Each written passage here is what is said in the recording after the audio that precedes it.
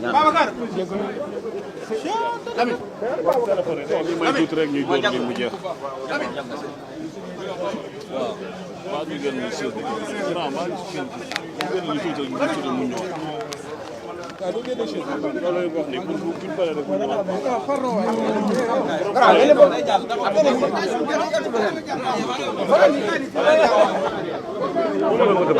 dara nii rek dara nii dara nii. da ngeen di bàyyi ba suba. nank rek nank.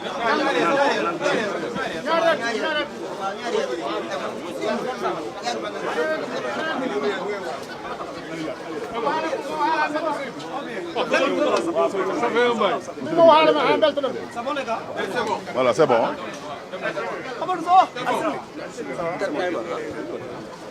Alors, ministre, bonjour. Bonjour, monsieur le ministre. Bonjour. Alors, après quand même en d'absence, on vous revoit à la mosquée omarienne, c'est une habitude chez vous. Alors, d'abord, comment avez-vous apprécié cette prière de l'Aïd el-Fitr aujourd'hui?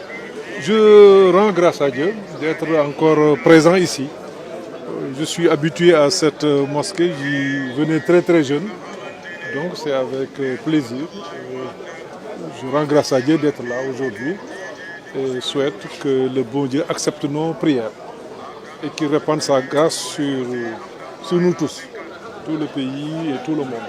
Alors, l'occasion faisant toujours le larron, aujourd'hui, comment appréciez-vous la situation du pays de manière générale? Alors, je ne souhaiterais pas m'appesantir aujourd'hui sur les questions politiques. Nous sommes venus ici à la mosquée pour rendre grâce à Dieu, prier. Je souhaite que le Sénégal soit un pays uni, que l'on soit un pays de paix, que l'on soit un pays de prospérité partagée. Maintenant, je reviendrai très prochainement pour m'appesantir sur les questions de tous les jours. Questions vraiment, sur lesquelles nous donnerons notre point de vue, notre appréciation. Maintenant, le reste, on prie. Sur la base de Monsieur le ministre a disparu un peu des radars. Non, je n'ai pas disparu des radars. Non. On n'a pas vu ces temps-ci avec l'actualité. Oui, mais non, vous savez. Qu'est-ce que vous préparez? Non, je prépare rien. Je travaille, c'est tout. Il n'y a pas de problème. Je pense qu'il y a un temps pour tout. La préoccupation, le problème que nous avons au Sénégal, c'est qu'on passe tout notre temps, de mon point de vue, à être en campagne électorale.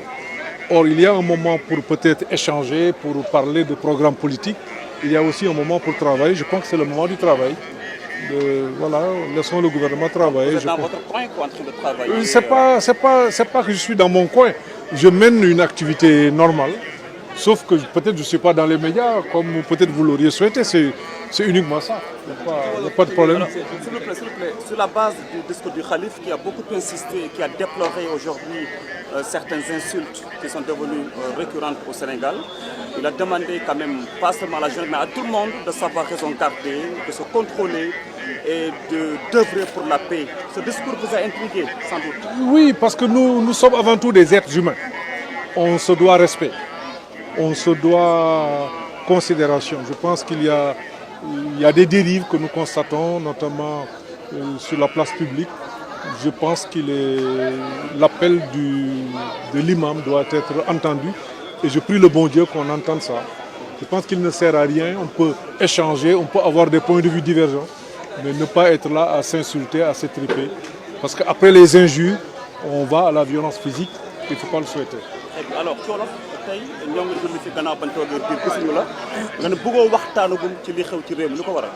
mais loolu du dara damay sant yàlla di julli ci yonent bi di ziyaare ñëpp parce que moom moo tax ñu taxaw fi tey di ñaan yàlla mu def ci jàmm nangul ñu sunu koor def ko ci réew mi ndax jàmm jiitu lépp ginnaaw jàmm yàlla defal ñu juboo ci réew mi ñu ànd doon benn ndax kenn mënut a tabax lu day ni réew te ñëpp ànd ñu juboo doon benn dëgg la nag bu ñu nekkee ci réew kii mën naa gisee nii kii mën naa gisee neneen mais li am solo mooy lu mënti am ñu mën ko di ko waxtaanee ba ña nga xam ne ñoo war a trouver solution ñu trouver solution ñëpp mën cee ànd bu ci ñëpp àndul it ñu mën leen a bàyyi ñu def loolu. xam naa ni gëj ngeen ma gis dëgg la man maa di defee noonu ndax dama jàpp ni dafa am loo xam ne ñu ngi koy def ci réew mi man dama gis ni loolu du intérêt réew mi mooy bëgg di waxtaanee politique at bi yëpp bëgg nekk ci campagne électorale at bi yëpp di xuloo di xeexoo li ma jàpp mooy réew mu mel ni Sénégal dañ ko war a di liggéey kon li ñu war a waxtaanee mooy la nga xam ne moom mooy defar réew mi ci anam yëpp nag loolu moom ci la ñu nekk kon xam naa ni du yàgg ci fan yi di ñëw bu soobee yàlla yi nga xam ne yëpp jaar na fi dinañ ci wax sunu xalaat mais surtout wax ci li nga xam ne ñun moom lañ jàpp ni buñ ko defee yàlla mën naa gën a yombal mbir mi parce que loolu moo am solo moo di wax ni lii am na fi wala lële def nañ ko loolu yëpp am na solo def bilan baax na xoolaat mbir mi baax na waaye it waxtaan ci li koy saafara je pense que moom moo gën a am solo loolu nag liggéeyu xalaat la du liggéeyu bés bu nekk rek ñuy wax loolu rek moo tax